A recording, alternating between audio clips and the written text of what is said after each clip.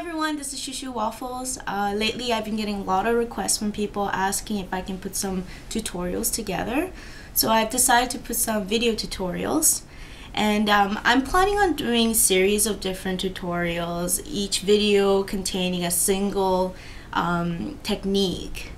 So today, for this video, I'll be covering applique. So applique, a lot of people often struggle with keeping the fabric steady, always making it clean, having the stitch come out nice and sharp, which is difficult unless you know these tricks. So I'm going to share with you how to get it done right and do it right every single time. Okay, so before I show you what the materials are, let me just explain to you what I'm gonna show you here. I'm doing the red cloud on black background, just like the ones you find on the Akazuki cloaks from Naruto. I find that that's the best example of how you can use applique in cosplay. So here are the materials you need. Of course, you need the scissors, and I have a marker here. I suggest using chalk for your own project, just in case you have to get rid of the marks and stuff like that. You need the pattern of the shape that you want to applique, of course, and we're doing a cloud in this tutorial. We have the two materials here, the background material, which I'm just using a piece of black fabric, red fabric here. That's what I'm going to use to cut out the clouds from. And then we have heat and bond. Now, heat and bond is the stuff that you always want to use when you do applique to guarantee that your project's going to look clean every time. Now, what it is, it's an adhesive. So basically here, let me show you with this here. One side's paper, and the other side is glue. And you use an iron to adhere one piece of fabric to the other piece of fabric. Now, the one we're using is Heat and Bond Light. Light is designed so that you can sew with it, so it's not gonna have glue sticking to your needle. Like I know a lot of cosplayers out there have tried sewing through adhesive-backed Velcros before, and we know how gunky it gets and the needle sort gets stuck, and it's just a whole lot of mess. And for this project, you want the light because this is designed for sewing on. If you get Heat and Bond Ultra, which is actually a red color instead of purple, you're using the wrong stuff, because that stuff will get all over your needle and you're not going to be able to sew through it. That's more used for patches or something that you want to just iron permanently onto another fabric. So make sure you grab the Heat and Bond Light, two pieces of fabric, the pattern, scissors, and whatever you're going to use to transfer the pattern onto the appliquing fabric. Okay, so the first step is very simple. You're going to want to transfer the pattern onto the piece of fabric. I already did that here with a permanent marker here. Once again, I suggest using chalk. And you want to get all the little swirls as well onto it. Usually when I do sewing, I don't transfer the pattern over, and I just go ahead, put it on top, and then cut it out.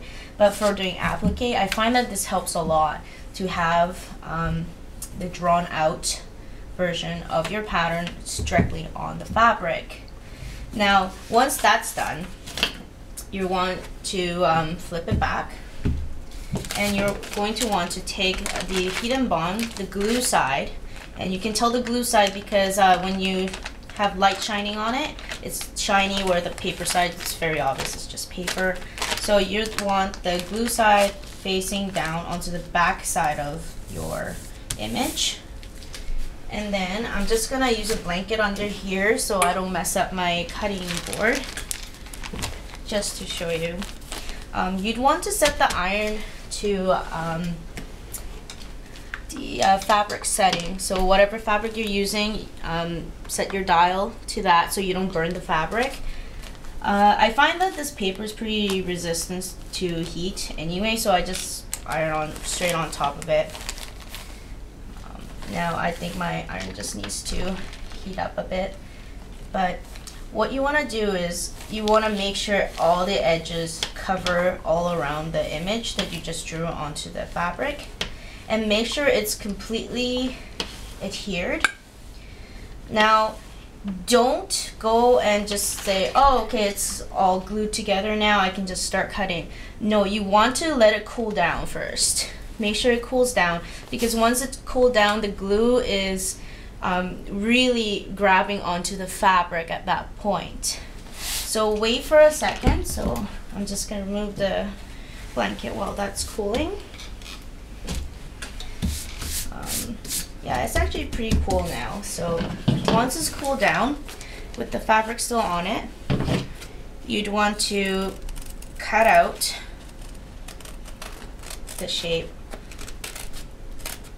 and you'd want to go all the way around, of course, and don't cut into the swirls. We want that just for a guide once we actually start doing the applique process. So this is what you'll end up with once you're done that step. Okay, for this step, first thing you're going to do is, for your cloud part, you're going to want to peel the paper off of it. Now, it already fell off on mine, but you'll see that it'll peel off. Sometimes it's kind of hard to grab the edges. Just be careful that you're only peeling the paper off and not part of the glue. It might also ruin the edges if you do it too hard. So now the next step, with the glue side, which is the little shiny side, down towards the background fabric, make sure you're positioning the applique properly, because once it's on there, you can peel it off and do it again, but it could also leave glue residue onto the background fabric, and you might see that. Now, it isn't permanent, so I wouldn't feel like it's a lost cause. I'm sure you can still fix it, but it's it's easier to measure twice than to just rush into it and have to do it twice. So I'm gonna position it that way. Let me just bring the blanket back so I can iron the pieces together. Of course, you would probably be doing this on an ironing board. I just want to do it on a blanket so I don't have to move the camera over to my ironing board. So here we go. Once again, make sure the dial is set to the right heat for the fabric you're using, and go ahead and apply heat. It always helps if you're applying some pressure onto it too, to just encourage it to stick completely onto the background fabric. And iron it well so that all the edges are completely set down onto the background fabric. And you'll see it's pretty good. Now, I'm not gonna move it. Well, I'm gonna remove the blanket, but I'm gonna let it sit and let it cool down again, so the glue has a chance to cool and hold on to both fabric. Okay, so for this part, we're gonna start working with the sewing machine.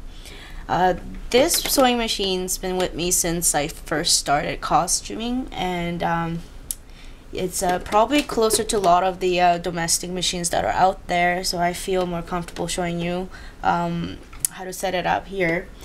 I suggest that everybody do like a test run. That's what I did to make sure the dials are set to the right setting so that I get the result I want. So you can see how I went through a lot of bad settings, and I just finally found one that I was really happy with. So what I did is, first thing you have to be aware is the tension on your machine.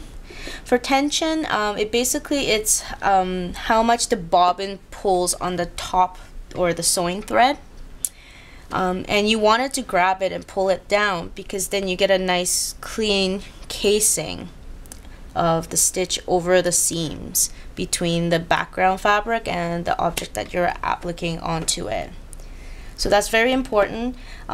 Some machine nowadays, it's all automated and you won't have this option, but your manual might be able to explain to you how to change the settings when you're doing applique. There might be a specific setting that you can put your machine to. Now my newer machine, it's an embroidery machine as well. I know some of my cosplay friends out there have this particular machine, and you'll know what I'm talking about when I say set your machine to E for embroidery. Some of the a lot of the Singer machine I think also have that option, so you're lucky if you have that setting, because it'll make this so much easier than a lot of us who have to test it out. Second part is needle position. I'm putting the needle at maximum. Of course, make sure your setting is on zigzag, and because I want the widest that this machine can zigzag, that way it looks good. It looked good with the widest, first of all. And it's easier to catch the two fabrics when they're wider stitch. It's really up to you how wide you want the zigzag stitch to be. And of course we have the stitch length, so the space between the zigzags. Basically, I looked up on my machine's manual. It told me that anything that goes after F or on F, which I'm thinking it must represent fine, I'm not sure, it's fairly tight stitch, so that it, you know, there's no gaps between them, and you know, it doesn't look crappy. Of course, if your machine can't go any finer than than what than this, where you can still see the red fabric underneath, you can always go over it twice. It might be a little tricky to go over exactly over the same spot twice, but that might be a way to deal with it. So don't be, don't cry over it if your machine can't do finer than that, because there's always a way to get around all that little problem. Okay, so before we move on to sewing the applique piece onto the background piece, I'm going to tell you a little bit about what type of thread might work better for you. Now we can look at this the all-purpose thread that you can get by Gutermann from almost any sewing store or fabric store. These are alright. I recommend maybe just doing the top stitch with them. You can use them also for the bobbin, and I'll tell you what's a better way to do it. And the reason I'm telling you this is because sometimes if you use these weight of thread and you applique over them, they can get quite heavy, and you'll notice that it gets over bulky on spots, and then it won't feed through the machine properly. So to prevent that, you can get what they're called a filler. You can get them mostly at on eBay or at fabric stores and quilting stores that carry embroidery goods. And this is not a serger thread. Just, I want to be very clear. Serger threads are thicker, heavier, and they're cottony and very uneven threads, and that is not what you want. You want a filler. These are specifically designed for the bobbin section. It's a very light thread, and if you actually compare it to the other threads, they're much lighter. They break a lot easier too. Like, it took me no problem to break that apart. Barely had to do anything to break it. And when they're on the back of where the bobbin is, they don't bulk up, so that allows the machine to be able to easily feed it through. And also the way that the applique lays on the fabric is a lot cleaner. So I suggest getting a filler and using one of these all-purpose threads only for the top feed, if you can. You'll often these don't come in big spools like this. I just happen to find some. They often come in a pre-woven small bobbins that you can buy. They're very cheap and affordable, so if you want to just do that, that's fine too. I like this just because then I can just use the bobbins that I have at home. Now for this thread, this is the one that I have actually fed through the machine right now. It's an embroidery thread. They're just more glossy and pretty to look at than the all-purpose threads. They're about the same weight. Another difference is when you pinch the thread between your finger and run it through, you'll notice how much smoother it is than it is these all-purpose sewing threads. And that usually allows the thread to be catched easier and goes through the fabric a lot smoother. So that's another option if you'd like, and it's pretty to look at. It kind of shines in the light. This is the same type of thread that I use for my Seth costume to do all the embroidery work on it. and that's what I'm gonna use for this tutorial. But you know, don't worry about getting specialty threads. You can always just use the all-purpose. They are a lot more affordable as well. Another thing is the feet. I'm going to be using a different feet than the regular feet. Now this is the regular sewing feet that my machine comes with, and it's pretty typical, just designed to hold the fabric down while the feed dogs are catching the fabric through. But I'm going to be using a satin stitch foot. This is the way mine comes, and basically it's got a bit bigger opening at the front of the foot. Some don't even have this middle bar here that mine does, but because mine's a clear foot, I guess it was okay to do that. It just makes it easier for your machine to feed basically the zigzag stitch through the machine, and the proper term is satin stitching. But yeah, if you have one of these, usually most domestic machines now come standard with them, you can use that. And it really, using a regular sewing foot, it's not too much of a difference in my opinion. But those are some of the things you might want to look into before starting the next step of this tutorial. Okay, so now we're finally ready to sew.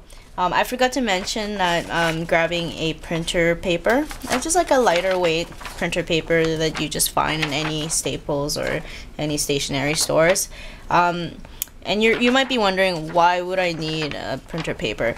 Well, when you do applique and you put one on the back of the applique piece, now you're not going to be able to do it for every project, but whenever you can, use a printer paper on the back. I do find that it helps the needle through the fabric cleanly, and it almost kind of acts like a stabilizer for the fabric to sit on, and you know, it just allows the stitches to be a lot cleaner in my opinion. Sometimes if the stitch is too tight, the fabric starts to crumple and kind of fold underneath the zigzag.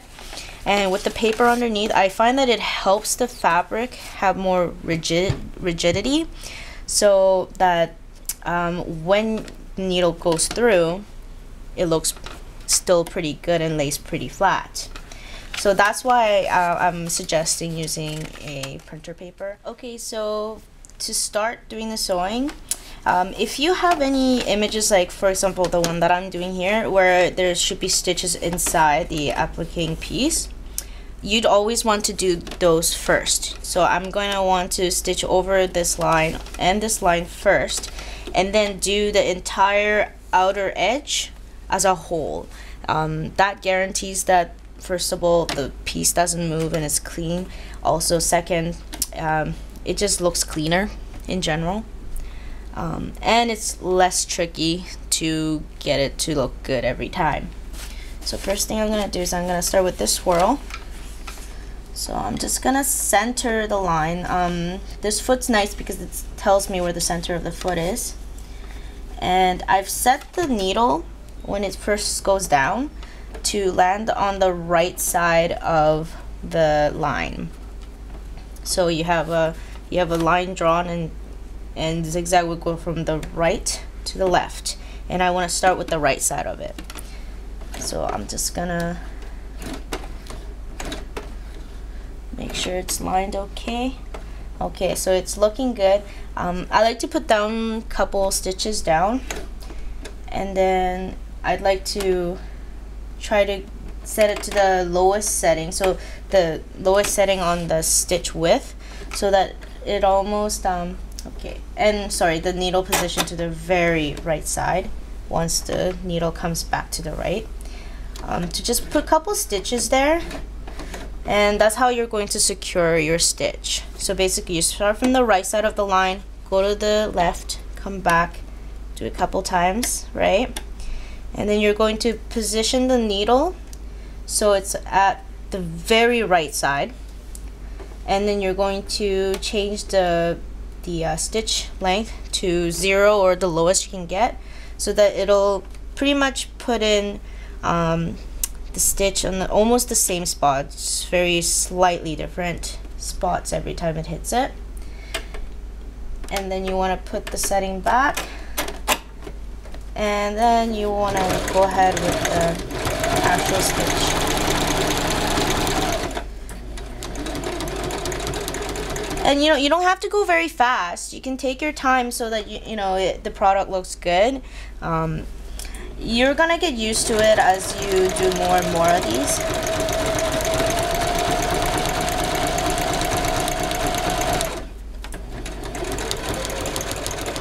Now, because I did this in marker, and I'm gonna try my best to cover the black mark I put in there. But if you do the lines with chalk, it's gonna save your butt, because if you did go out of tangent from the line, you can just always like erase it, and it's as if it was never there in the first place.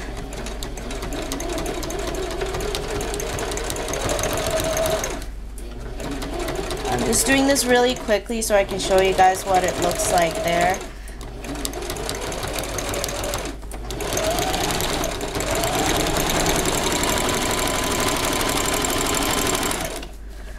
And then I'm gonna use my hand to bring the needle back to the right side, and as it comes up to the highest point, I'm gonna put the needle to the very right, and the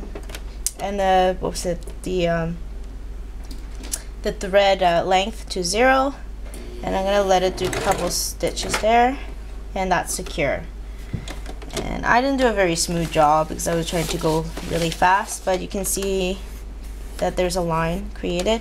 As you get more used to it and quicker you transition into the shape, you'll notice that it's a lot smoother. Like, mine isn't looking so great right now with it all going but as you do it more and more, you're gonna find that it's gonna be easier and easier. Okay, so now both swirls that go in towards the clouds are done now.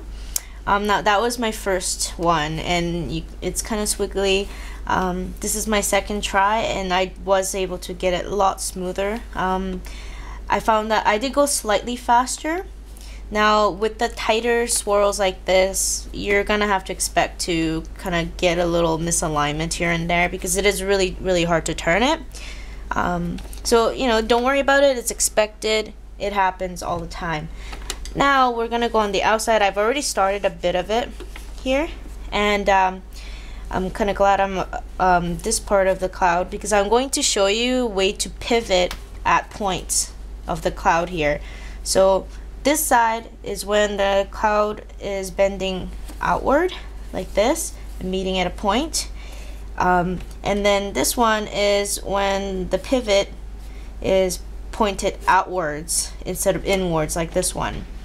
And in both cases, you will land the needle in the different spots. So I will show you how to do it so it's easy to pivot.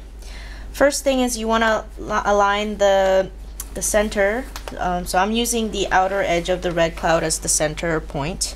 And then you're going to get as close as you can to those points, the corners where you'll have to pivot. So once you're fairly close, pause, and I suggest using your hand, unless you're really good with your sewing machine and you can get it to stop wherever you want. I find this is the easiest way. And I'm going to, so I've almost closed off the end of the first curve. Now you're looking at the center of the line, the center line, and you want the needle to land on the left side when it's for this pivot. So you want this one to be on the left side. So whenever the cloud or the round edges are going outward, you want the needle to end on the inside. So outside, inside. And in this case, because the edge of the cloud is on the left side of the the bottom fabric, you want to end towards the inside of the cloud. And then you want to lift your foot, you want to pivot, and you want to center the red. Okay, you want to center the cloud, and then you can start sewing again.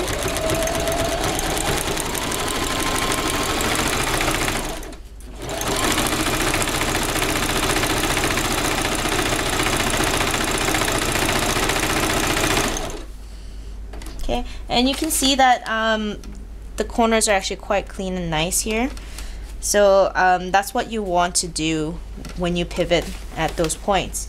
Now we're going to approach this point here, which points, this point is actually going the opposite side of the little point where the two rounded shapes are meeting. So this part you're going to pivot differently. So let me just get to the point here.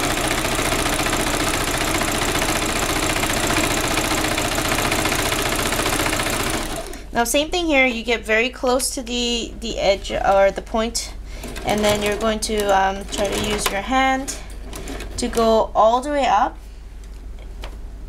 And the way you want to do it is you want to, so you're going to finish right up to the edge, but you're going to want to end the needle on the right side of the red fabric, so on the outside of the red fabric instead of the inside, and then pivot and center the red.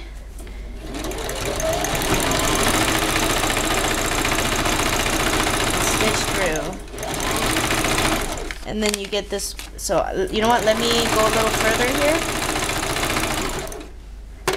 And you can see that I was able to get a nice clean corner there. So when you do a point that's going towards the center of the applique piece, you want the needle to land on the left. If you were going to pivot at the point that's pointing out away from the center of the fabric, you want to pivot from the right side of the center line, so away from the center of the applique piece. So I'm just gonna finish off here so that I can begin the next part of the tutorial.